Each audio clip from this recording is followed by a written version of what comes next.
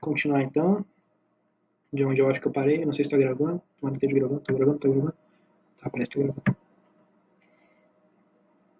Agora eu coloquei a imagenzinha da lesma que faltava, mas voltando aqui então, só para lembrar, né, a gente vai ter então a associação de dois processos, um processo envolvendo o toque no cifrão e o outro envolvendo o choque na cauda, e a gente vai integrar os dois processos e fazer com que só o toque no cifrão já consiga promover uma, uma resposta digna do choque na cauda. Certo? Como é que isso vai acontecer então? Ó, a gente vai ter aqui no esquema o sifão aqui, e daí a gente vai. Segundo.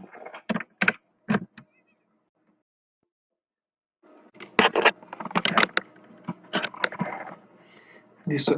Então aqui a gente vai ter o toque no sifão, e daí naquele esquema que a gente viu antes, o toque no sifão, e daí isso vai gerar um potencial de ação no neurônio sensorial. Esse neurônio sensorial ele vai enviar neurotransmissores para o interneurônio, para o neurônio motor, que vai gerar PEPs, que vão fazer a branca contrair. Na outra via, o estímulo sensibilizador, que vai ser o choque na cauda, vai fazer com que um neurônio sensorial da cauda envie neurotransmissores, provavelmente glutamato, para um interneurônio facilitador. Esse interneurônio facilitador ele vai enviar neurotransmissores, no caso aqui vai ser a serotonina, tanto para o neurônio sensorial, quanto para a conexão do neurônio sensorial com o interneurônio, tanto para a conexão do sensorial com o neurônio motor. E é essa conexão do sensorial com o neurônio motor que a gente quer ver agora. A gente vai ter um fortalecimento da sinapse aqui. Vocês lembram que na habituação a gente tinha um enfraquecimento da sinapse, havia menos liberação de glutamato. Agora a gente vai ter mais liberação de glutamato. Como que isso vai acontecer? A gente vai ter a serotonina sendo liberada aqui pelo interneurônio facilitatório, aquele interneurônio lá que a gente viu que vai ser aquele estimulado pelo neurônio sensorial da cauda. Então, esse interneurônio facilitatório ele vai liberar serotonina aqui descrita por 5-HT. Né?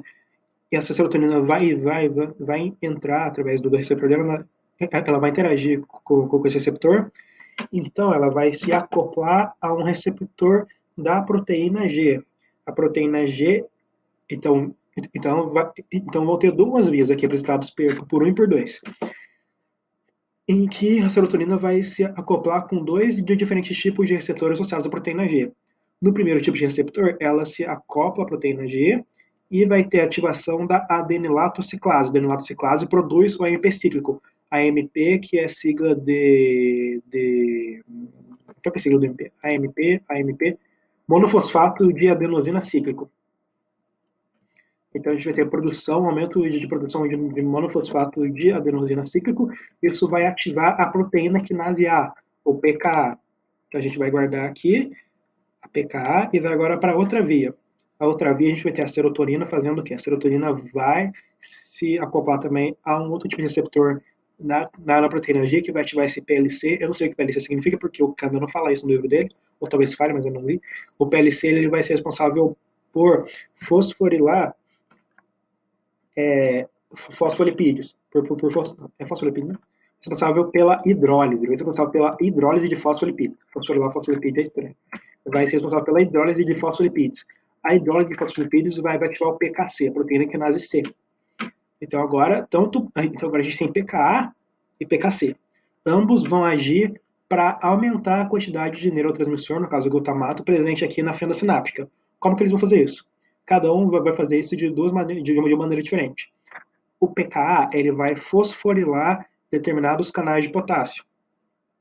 Fosforilando esses canais de potássio, a gente tem um fechamento dos canais de potássio. Isso vai impedir com que o potássio saia, isso vai contribuir para a manutenção do potencial de ação. Com o potencial de ação sendo mantido, os canais de cálcio dependente de voltagem ficam mais tempo abertos. Os canais de cálcio dependente de voltagem estando mais tempo aberto, a maior entrada de cálcio para a região sináptica aqui, interagindo com as vesículas e promovendo a exocitose do neurotransmissor, no caso o glutamato. Então, o PK faz isso. Já o PKC ele vai ter uma ação mais indireta, ele vai acabar por fosforilar proteínas envolvidas diretamente aqui na exocitose do glutamato. Isso vai facilitar diretamente a saída do glutamato. Então, a gente tem que o processo de processo de sensibilização vai gerar um fortalecimento da sinapse. Então, ó, a gente tinha aqui um processo de adaptação. Havia um enfraquecimento da sinapse, um processo de sensibilização. A gente tem um fortalecimento da sinapse, e agora, no processo de consolidação da memória, a gente vai ter outras duas coisas. A gente também vai ter um fortalecimento, só que vai ser um fortalecimento diferente. Certo? Que vai seguir por, por meios parecidos com esse, mas um tanto quanto diferentes, e a gente vai ter a criação de novas sinapses. Então vão ser essas duas coisas que a gente vai ver aqui agora no mecanismo de consolidação de memórias, o mecanismo de consolidação de memória implícita de longa duração. Então, a gente vai ter que várias aplicações de serotonina vão produzir uma sensibilidade de longa duração, gerando uma atividade prolongada de PKA. Então, muita serotonina vai acabar produzindo muito AMP cíclico, que vai acabar produzindo muito PKA e PKC. Mas a serotonina vem da onde? Então, o Kendall, ele estudou. Tem que voltar para o preto. Esse slide aqui. Esse slide aqui. O Kendall, ele estudou, no caso aqui, a aplísia. E a memória do reflexo, desse reflexo do caso da anaplísia, ocorria quando a gente tinha várias sequências de serotonina sendo liberadas pelo nervo olfatório. Essas várias sequências de liberação ocorriam por várias sequências de estimulação. A gente também tem algo parecido no cérebro, né? Dependendo do tipo de coisa, por exemplo, se a gente repete o número várias vezes até decorar, a gente vai estar tendo várias sequências do mesmo estímulo, que vai estar liberando várias sequências de serotonina nos neurônios do hipocampo que a gente quer, nos neurônios do hipocampo necessários para processar e depois armazenar a memória em outros locais do córtex. A gente vai ter também um influxo de serotonina vindo da amígdala. A amígdala, que vai ter conexões com o hipocampo, ela vai ser parte do sistema límbico relacionado a emoções. Então, a amígdala, ela vai, tipo, quando você tem uma situação muito emocionante, seja ela de alegria ou de tristeza, você vai ter isso guardado firmemente na memória, porque a amígdala vai ser estimulada, e o estímulo da amígdala e a amígdala estimulada vai enviar serotonina, muita serotonina, para o hipocampo. Isso vai fazer com que as memórias daquela situação sejam mais armazenadas.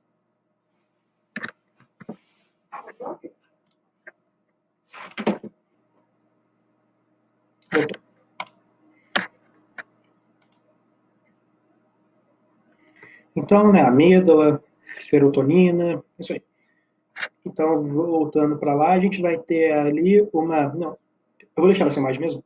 A gente vai ter ali uma hiperativação a gente vai ter muitas serotoninas, vai gerar muito AMP cíclico, que vai gerar muito PKA. Então a gente vai ter um excesso de PKA. Então parte desse PKA vai, né, a parte dele a gente chama de subunidade, uma parte dele chamada de subunidade catalítica. Uma parte dele, a subunidade catalítica, vai para o núcleo. Certo?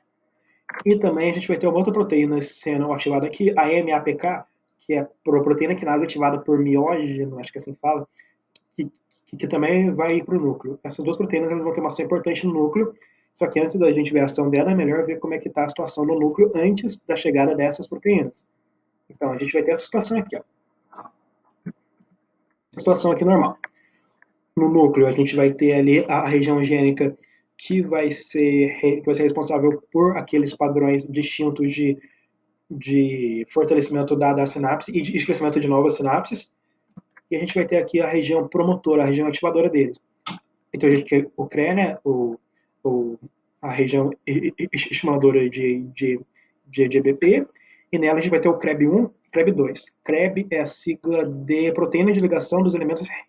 Proteína de ligação dos elementos. Caralho. Proteína de ligação dos elementos responsivos ao ampicíclico. A gente tem CREB1 e CREB2. CREB1 e CREB2 vão estar fazendo complexo aqui.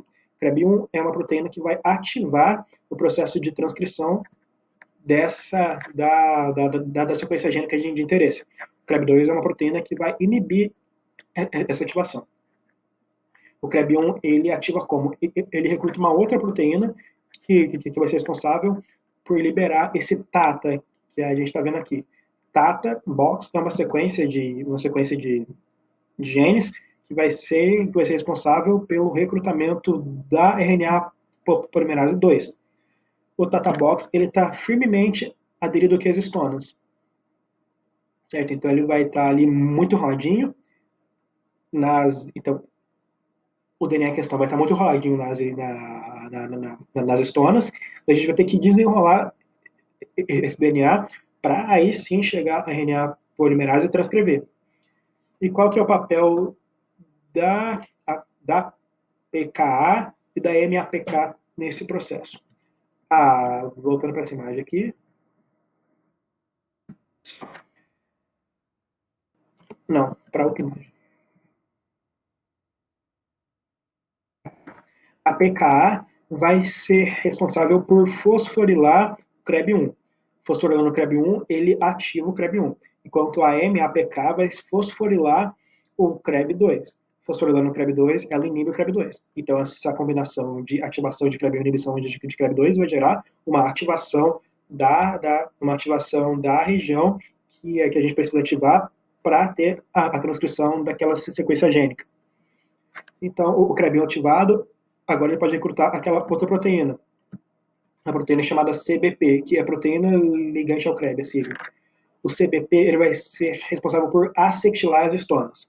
A acetilação é o processo de adição de uma acetila a um certo composto.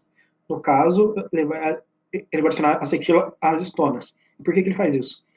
As estonas mantêm a cromatina aderida a elas, porque as estonas vão ter cátions, vão ter regiões de polaridade positiva que vão interagir fortemente com os fosfatos da cromatina. Certo? Então, a gente vai ter ali uma ligação eletromagnética entre as duas.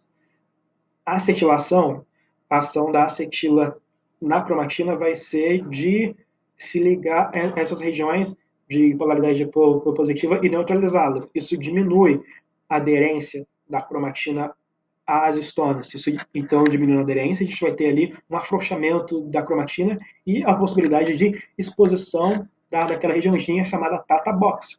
A exposição da Tata Box acarreta a chegada da proteína ligante ao Tata, seguida da RNA polimerase 2, ou POL2 aqui, POL2. Então, a RNA polimerase 2 vai ser responsável por transcrever os genes daquela região específica, C, E, B, P, que a gente quer. Então, vão ter muitos genes que vão codificar muitas proteínas ali, mas a gente tem duas proteínas de maior relevância. A gente tem a enzima hidrolase. Antes de falar da enzima hidrolase, vamos falar de uma outra proteína que é a ubiquitina. A enzima hidrolase é parte da ubiquitina, mas o que a ubiquitina faz? A ubiquitina ela aumenta a ativação de PKA. Mas como? Eu vou para esse último desenho aqui. Aqui a gente vai ter o PKA, a parte azulzinha dele, essa bolinha azulzinha aqui, e a parte mais cinza clara. Isso aqui é uma representação das quatro partes que compõem a PKA. O PKA ele vai ter duas partes chamadas de catalíticas e duas partes chamadas de reguladoras. As partes catalíticas são aquelas responsáveis por fosforilar os canais de potássio, né, e aumentar a entrada de cálcio, enquanto as partes reguladoras são responsáveis por regular a atividade das catalíticas. Então, elas suprimem a atividade das catalíticas.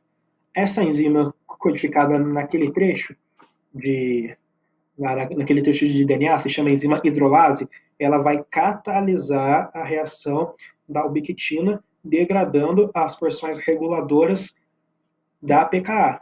Então a gente vai ter um aumento, um incremento da atividade do PKA, já que ela vai estar menos inibida, e esse incremento é importante, ele vai ser independente do AMP cíclico.